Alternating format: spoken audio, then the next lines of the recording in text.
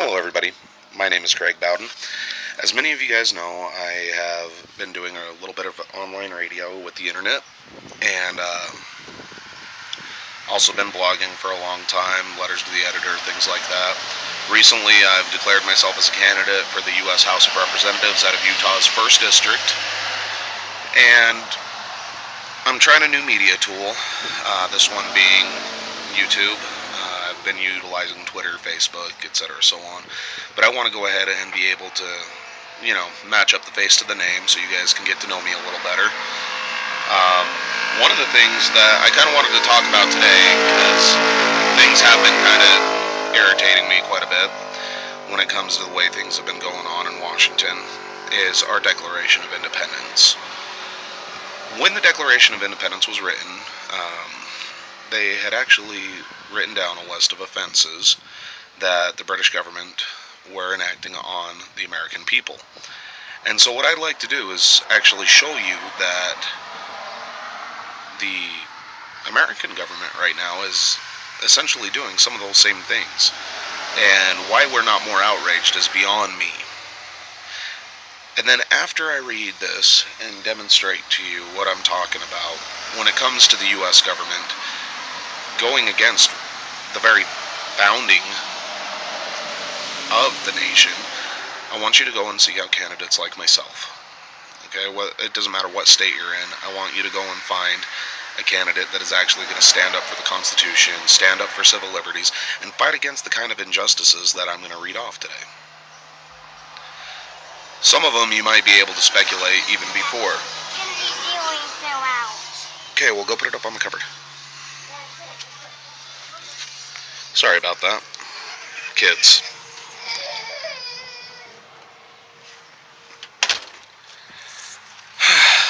Well, back to what I was saying. I want you to go and seek out candidates that are actually going to stand up for the Constitution, our founding documents, like the Declaration of Independence, and those that are actually going to stand up and fight for our civil liberties. You might be able to pick out some of these before I even go into explaining. Some of them are just going to jump right out and hit you. So without further ado, I'd like to go ahead and do it. This is actually going to be the Declaration of Independence that I used, that was inserted into my book, Common Sense, How to Restore America. And so here we go. Now, he has refused his assent to law as the most wholesome and necessary for the public good. That one sounds pretty self-explanatory, meaning he's not really enforcing the laws that are passed. So, let's see, there's Arizona, when they passed those nice little immigration laws that actually backed federal law, and all of a sudden Obama and the Department of Justice come in and say, no, sorry, that's our job. They sue, goes to the Supreme Court overrules the Arizona law, and here we are.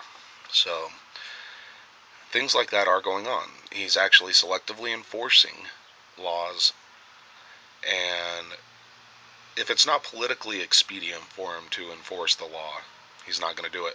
As a matter of fact, a nice little recent one, we all remember the Affordable Care Act.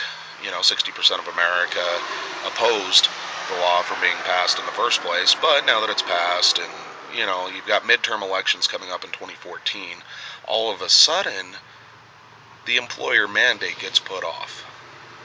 So he's not even following the laws that he wanted in the first place because it's not politically expedient for him to do so.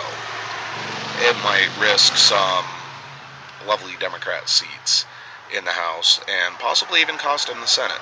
So obviously he doesn't want to do that. It's all about power, right?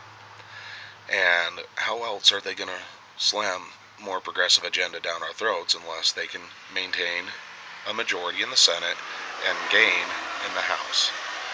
So that's why they pushed off the mandate.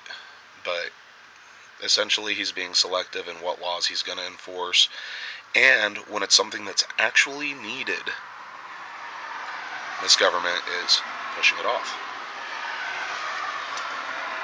Let's see. There's a couple in here that obviously aren't going to apply, like calling legislative bodies to places distant and uncomfortable. I mean, back in the day of the Revolution, in order for there to be accurate representation, they had to meet in the chambers in England, and obviously that's not very possible. But, however, there are many. The next one that I would say that applies today: he has obstructed the administration of justice by refusing his assent to laws for establishing judiciary powers, essentially holding off selecting judges and things like that. Now, this actually ties into the second one. He has made judges dependent on his will alone for the tenure of their offices and the amount and payment of their salaries. Now, this is actually constitutional, technically, because they are supposed to gain salaries, but in my personal opinion, and I've seen this oftentimes when it comes to various presidents who have been selected, as well as who holds the majority in the Senate for the confirmation, is if the Republican has a Republican majority, there is a Republican that is placed in as a judge. If there is a president, regardless of party, if the opposite party has the Senate, then there's a more moderate candidate selected to be a justice. And if there happens to be, obviously, Democrat, then it's a very liberal judge that happens to be selected. So essentially, you had better toe an ideological line in order to become a federal judge. Now, this is inherently wrong because it's not about individual ideology. It's about the interpretation of the Constitution of the United States. That is supposed to be number one. Ethically, they should not be ruling based on personal ideology. So, essentially, in order to even become a federal judge, you'd better toe the line or we aren't going to select you. That's how I am interpreting that into modern times. He has erected a multitude of new offices and sent hither swarms of officers to harass our people and eat out their substance. Recently, we've had the IRS target conservative groups, whether they're Tea Party, 912 Project. There was basically a list of keywords that they were going to scrutinize a little bit extra. Now, let's not talk about the fact that there were Social Security numbers of conservatives released by the IRS. And currently, we've also had the Department of Justice, Department of Homeland Security, etc., so on, targeting conservatives as likely terrorists. Okay. So basically, they are selectively targeting people who are going to stand for the Constitution and the Declaration of Independence and the rule of law. And they will have federal agents knocking on their door. That's just the way that it happens. It's not okay, and it's one of the things that we fought against. But unfortunately, we're letting it slide. We're just letting them do it. We're not fighting back against it. So, yeah.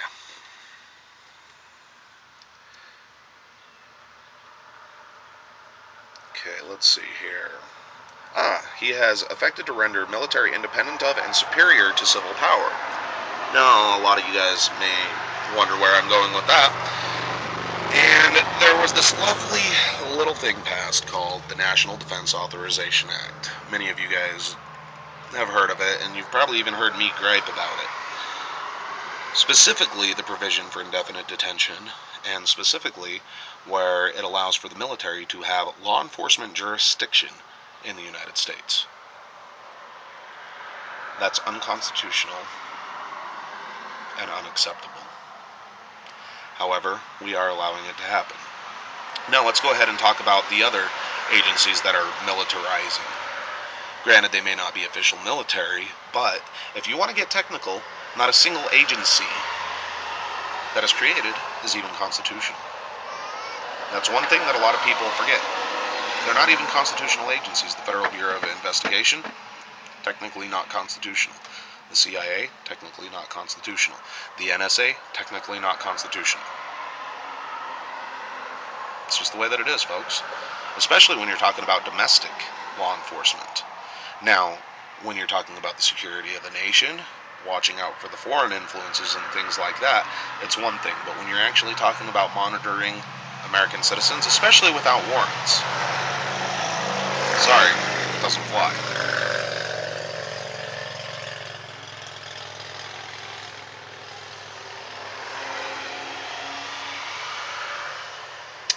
For protecting, let's see.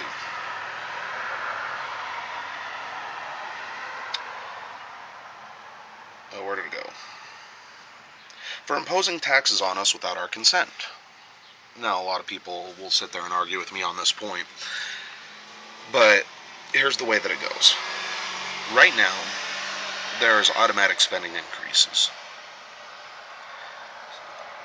Automatic tax needs to go into that, right? Because how else are you going to pay for those automatic spending increases? So they're going to end up having to tax. Now they say, oh, well, we send representatives in, to vote on these things. However, these automatic spending increases happened years ago. Many of the people who voted on it aren't there anymore. And there's no longer votes on these increases. They just happen. It's baseline budgeting. One of the things that needs to go. Essentially, it is taxation without representation.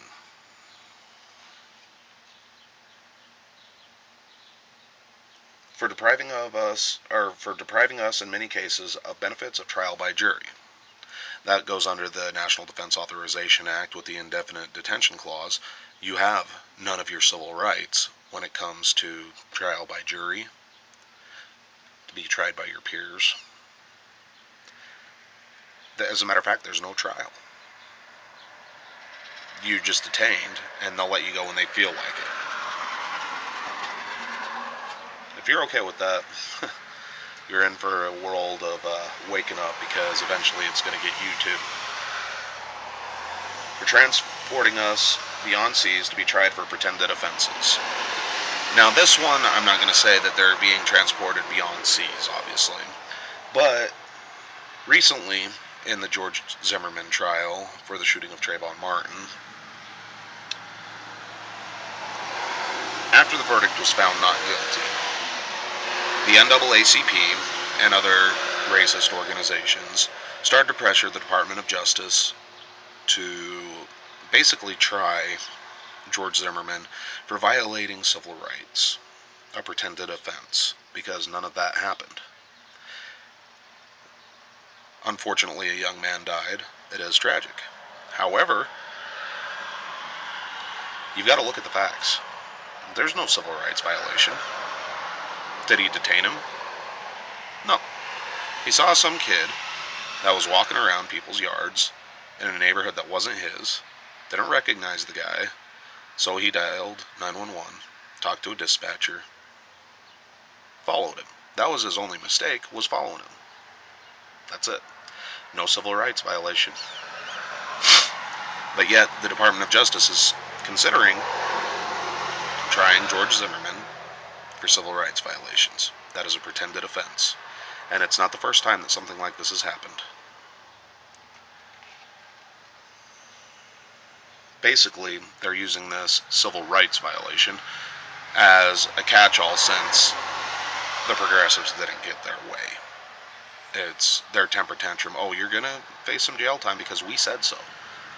Unfortunately, now it's guilty till proven innocent.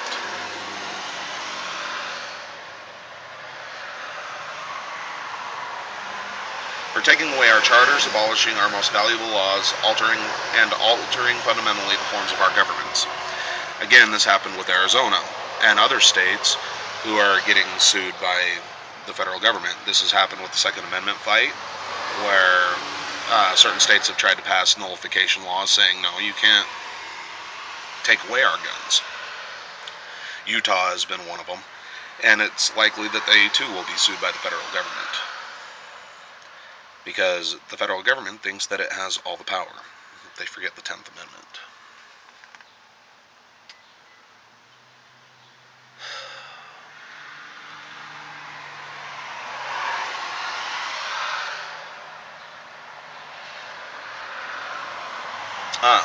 Here's the one that actually kind of gets me quite a lot. He has excited domestic insurrections among us. Okay. No, it does go on. To be more accurate, I will read the entire thing. He has excited domestic insurrections among us, and has endeavored to bring on inhabitants of our frontiers the merciless Indian savages, whose known rule of warfare is an undistinguished destruction of all ages, sexes, and conditions. Now, obviously, the Native American side of that doesn't apply. What does apply, though, is the insurrections. Okay, the domestic insurrections. He's trying to incite riots. That's basically what it's saying, and our government is doing it right now. They're trying to divide us based on race, based on ideologies, based on sex, based on gender, based on sexual orientation. They're basically pitting us one against another. Instead of unifying us, as they should, they're actually saying, well, this person believes in a Christian religion, and so he doesn't like gays, and so you need to fight against him. Or, this guy is black, you need to freaking go up against him. This guy's white, you need to go up against him. It shouldn't matter about your race, your color, your creed, your gender. None of that should matter. Because what we need to be seeing is an American citizen. A person that is the same as us, that believes in the same core values of a limited government, our Bill of Rights, and our Declaration of Independence. That is what matters. You could be purple. It doesn't matter. You could enjoy getting it on with animals. It doesn't matter. The fact of the matter is that you're an American. And the number one thing that matters is the rule of law, our Constitution. So we need to be looking for people that are actually going to stop doing this kind of crap. I'm tired of it. I'm tired of hearing about getting spied on. I'm tired of race baiting. I'm tired of the IRS targeting people. I'm tired of just about everything that the government's doing. I'm tired of them recklessly spending away the money that they're spending. You should be tired of it too. The government's no longer effective in the way that they govern. When was the last time they passed a budget? They can sit there and name post offices all day, but when it actually comes down to the nitty-gritty of doing what's right for the American people, they're not willing to do it. There are a few men like Rand Paul, men like Ted Cruz, men like Mike Lee, Trey Gowdy. They're few and far between, but there are people who are starting to stand up. We need to find more so that they can join them. We need to send representatives to Washington that are going to work for us. We are their employers. They work for us. But they would have you believe that you work for them. Don't have a whole lot of time, but I wanted to go ahead and go over that with you. Seek out those candidates. Find the statesmen. Find those that are going to abide by the Constitution. I don't know how much more I can stress that. It's needed.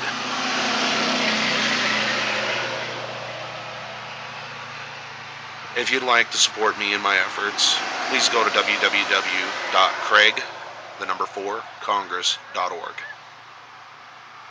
Send me a little donation, volunteer, whatever have you, but let's do this. And spread this message on, and all the future messages I'll be bringing. Also remember, I do have my radio, my blog, my Facebook, my Twitter. Get people interested. Get people involved. It's time. It's up to us. We are the last generation that's going to have the ability to fight back. Because after this, I honestly don't think we're going to have a chance anymore. Not without bloodshed. I'm Greg Bowden. I'm your Marine vet for freedom. God bless.